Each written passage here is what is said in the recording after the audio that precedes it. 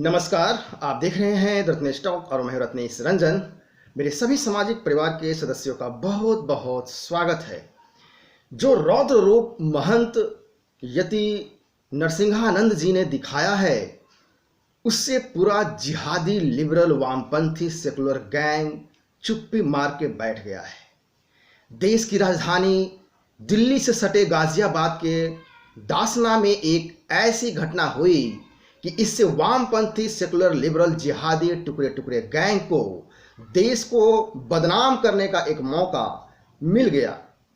इस घटना के नाम पर न केवल देश को बदनाम करने पे ये लोग तुल गए, बल्कि इस घटना का सहारा लेकर के सनातन धर्म को ही निशाना बनाना शुरू कर दिया। लेकिन एक सनातनी महंत श्री यति नरसिंहानंद सरस्वती जी ने इस देश के सारे वामपंथी जिहादी गैंग को घुटने के बल बैठाकर जमीन पर नाक रगड़ने को मजबूर कर दिया है।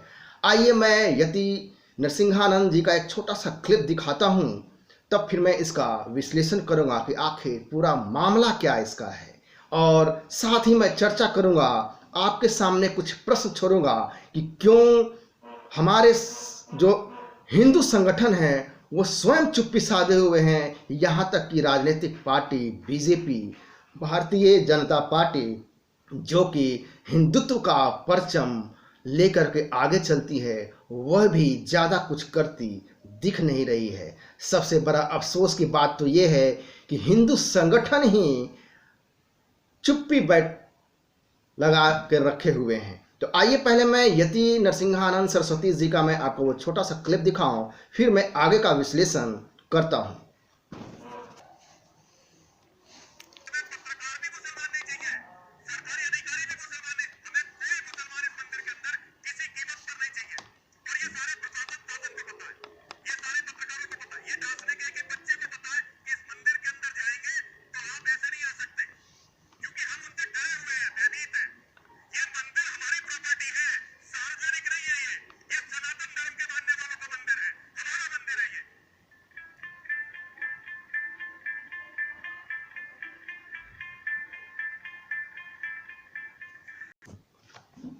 तो देखा आपने ये क्लिप। गाजियाबाद के दासना मंदिर में एक आरोप लगाया गया कि वहां आसिफ नाम का एक लड़का पानी पीने गया, लेकिन मुस्लिम होने की वजह से, सिर्फ मुस्लिम होने की वजह से उसके साथ मारपीट की गई। लेकिन क्या हकीकत यही है, यह भी जानना हम सब के लिए जरूरी है।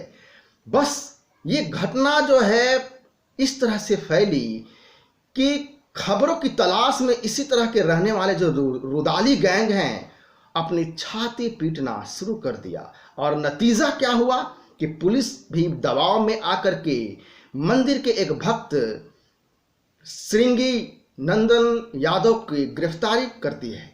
लेकिन इसके बाद भी यह कहानी यहीं नहीं रुकती है। सोशल मीडिया पे ट्रेंड करवाया जाता है, हैशटैग सॉरी आसिफ ट्रेंड चलवाने की मुहिम चल पड़ती है। लेकिन उस चोट की गहराई और दर्द क्या रही होगी, आइए मैं आपको 10 सेकंड का वीडियो और दिखाता हूं और आप ही खुद अनुमान लगाइए। मुझे उस पर ज़्यादा बोलने की ज़रूरत नहीं पड़ेगी। आइए उस क्लिप को भी आपको मैं दिखाता हूं।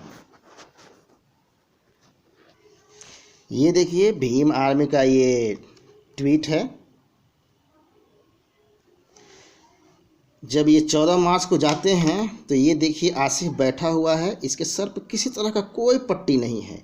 लेकिन 15 मार्च को अलका लांबा कांग्रेस की नेता जाती है मिलने के लिए, तो इसके सर पर पट्टी बंधी रहती है। तो इसी से आप अंदाज़ा लगाइए कि क्या गहराई रही होगी चोट की।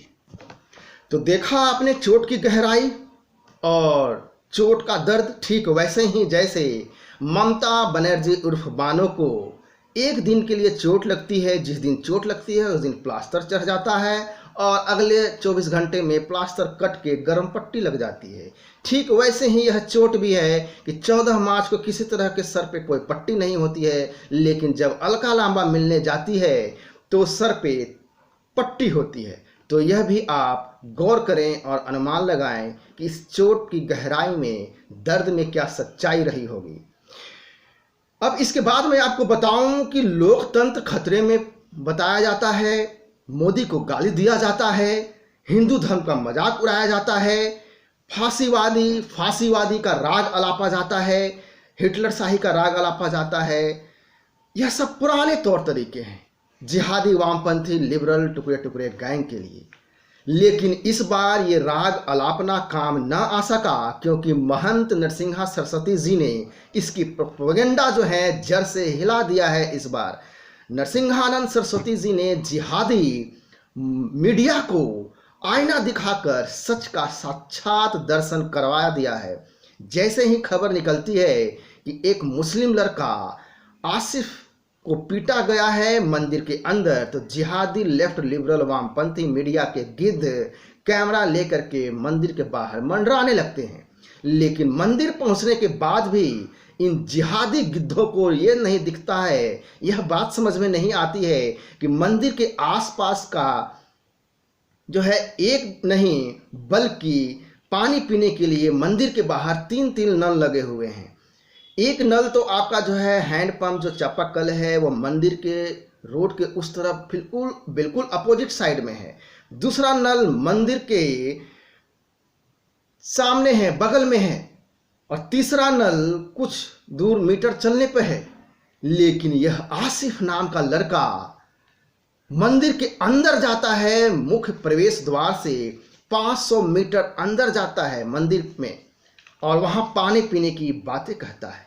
तो यह भी प्रश्न उठता है, यदि इतना प्यासा था तो फिर इंतजार क्या मंदिर के अंदर नल वाला ही पीने के लिए कर रहा था? उसके बाहर जो बड़ा सा हैंडपंप था उसे वो दिख नहीं रहा था क्या?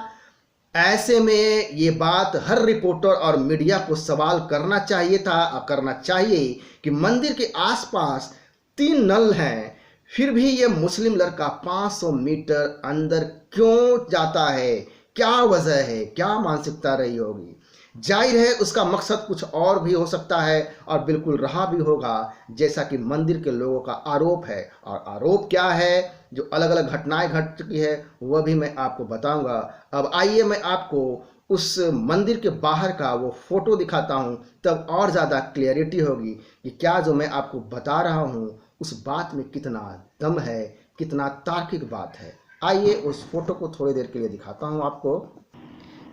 ये देखिए, ये मंदिर का मुख्य प्रवेश द्वार है, जिस पे लिखा है यहाँ तीर्थ हिंदुओं का पवित्र स्थल है, इसमें मुसलमान का प्रवेश वर्जित है। ये देखिए मंदिर के बाहर का, ये जो अभी मैंने आपको प्रवेश द्वार दिखाया था उसका बोर्ड ये है, जो वहाँ पे बोर्ड लिखा हुआ है। मंदिर के ये बगल में देखिए, ये भी पानी पीने का जगह यहाँ पे है, नल लगा है। रोड के जस्ट अपोजिट साइड है, मंदिर के जस्ट अपोजिट साइड में देखिए ये चापाकल है, तो ये भी उसे दिखाई नहीं दिया, ये भी दिखाई नहीं दिया। और कुछ दूर जा करके इधर में इस साइड में और एक नल है पानी पीने के लिए, वो भी दिखाई नहीं दिया। वो पानी पीने के लिए कहाँ जाता है? मंदिर के प्रवेश द्वार में अंदर जा करके 500 मीटर अंदर जाता है। तो देखा आपने, ध्यान दिया, गौर किया आपने, वो इतना ज़्यादा प्यासा था कि सामने में उतना बड़ा बड़ा चापाकल, हैंडपंप नहीं दिख रहा था। मंदिर के बगल में दीवार से सटा हुआ वो नल नहीं दिख रहा था, लेकिन मंदिर के अंदर 500 मीटर वाला नल उसे अवश्य दिखाई दिया। अब चूंकि मंदिर के बाहर साफ साफ लिखा था कि इस मंदिर में मुसलमानों का प्रवेश वर्जित है।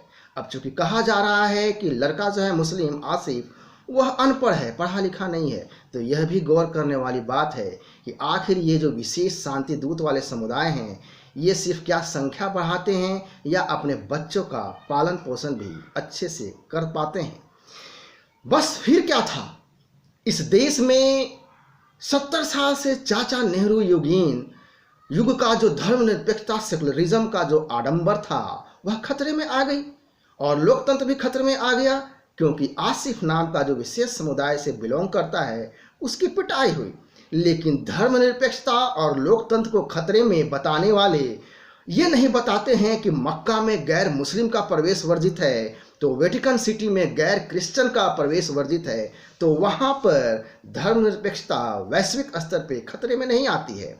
इससे पहले कि ये जिहादी मीडिया कामयाब हो पाते, उसका पाला महंत नरसिंहानंद सरस्वती नाम के व्यक्ति से होती है। महंत ने एक इंटरव्यू में कहा कि मंदिर के आसपास के लोगों का जो कुल देवी है, प्राचीन मंदिर है यह जो मंदिर मौजूद है, जबकि पूरा इलाका 90% मुस्लिम से घिरा हुआ है। मुस्लिम लड़के यहाँ आकर के लड़कियाँ छेड़ते हैं, इसलिए मंदिर के बाहर बोर्ड लगाया गया है। इस मंदिर में मुस्लिम का प्रवेश वर्जित किया गया आज से 10 से 12 साल पहले।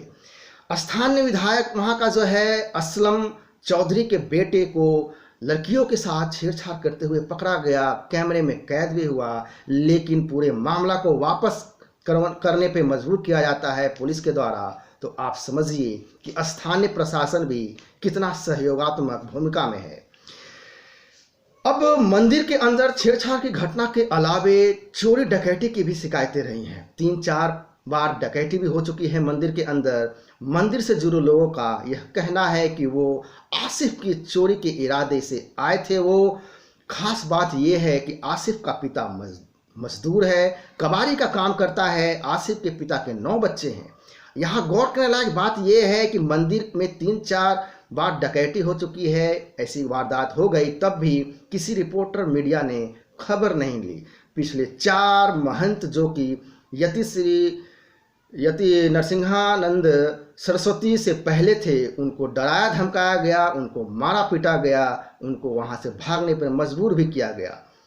आप सबको जानकर हैरानी होगी कि मंदिर की ओर से अब तक प्रशासन में जो है शिकायत की गई है, साथ ही साथ 20 अलग अलग FIR की गई है, लेकिन कार्रवाई के नाम पर 0 है। और हाय तौबा कब मचती है जब इनकी पिटाई होती है।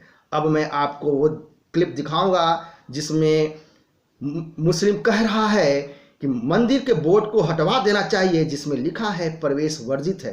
क्यों भाई, पहले तुम मक्का वाले को तो हटवा लो, वर्जित है, उसे तुम्हारा जो है सेकुलरिज्म खतरे में नहीं आ रहा है। देखिए किस अंदाज में यह बंदा कह रहा होता है।